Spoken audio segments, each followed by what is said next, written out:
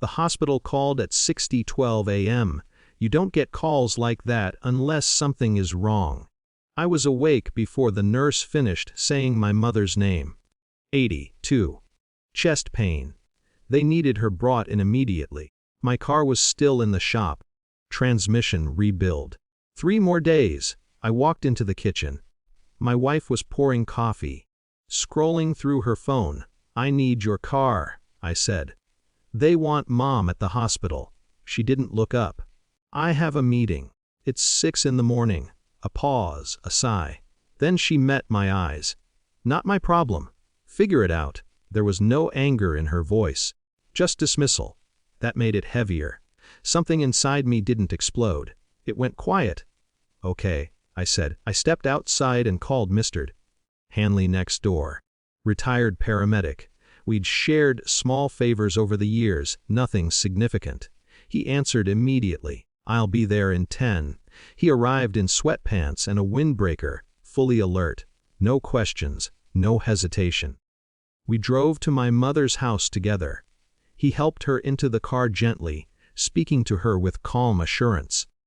At the hospital, authority took over.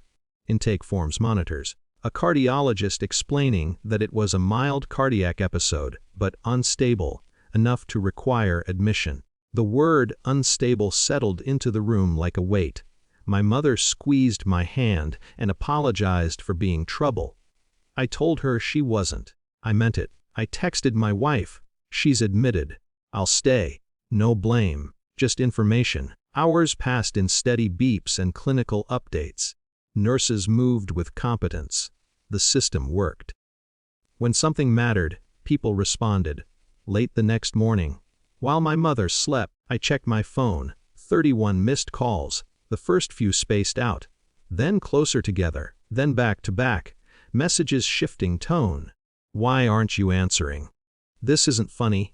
Call me, please. I stepped into the hallway and called her. You ignored me, she said immediately. I was with Mom. You could have picked up. The doctor was explaining her condition. Silence. Then, quieter. I was worried.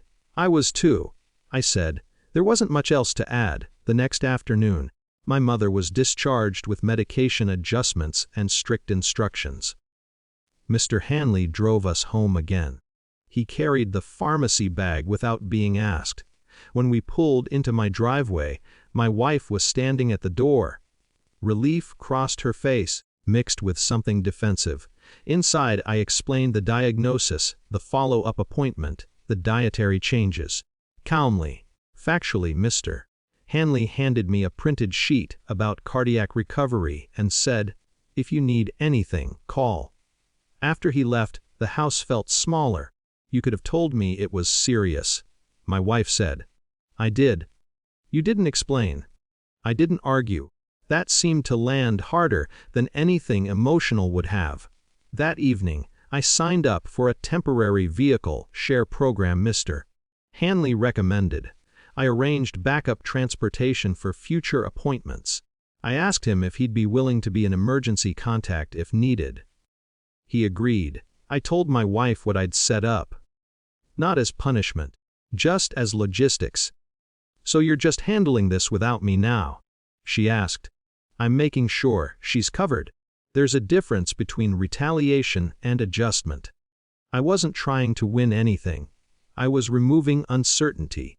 Over the next few days, she offered the car without being asked, checked in about medication times, suggested coming to the follow-up appointment. I noticed. I appreciated it. But something had shifted. When someone tells you, not my problem, during an emergency, you don't just hear the sentence. You hear where you stand in that moment. I didn't bring it up again. I didn't lecture. I didn't withdraw affection dramatically. I simply stopped assuming support would be there. That morning in the kitchen replayed in my head sometimes. Not with anger. With clarity. She called me 31 times the next day. I answered once, not to punish her, just because I was busy handling what she said wasn't her problem.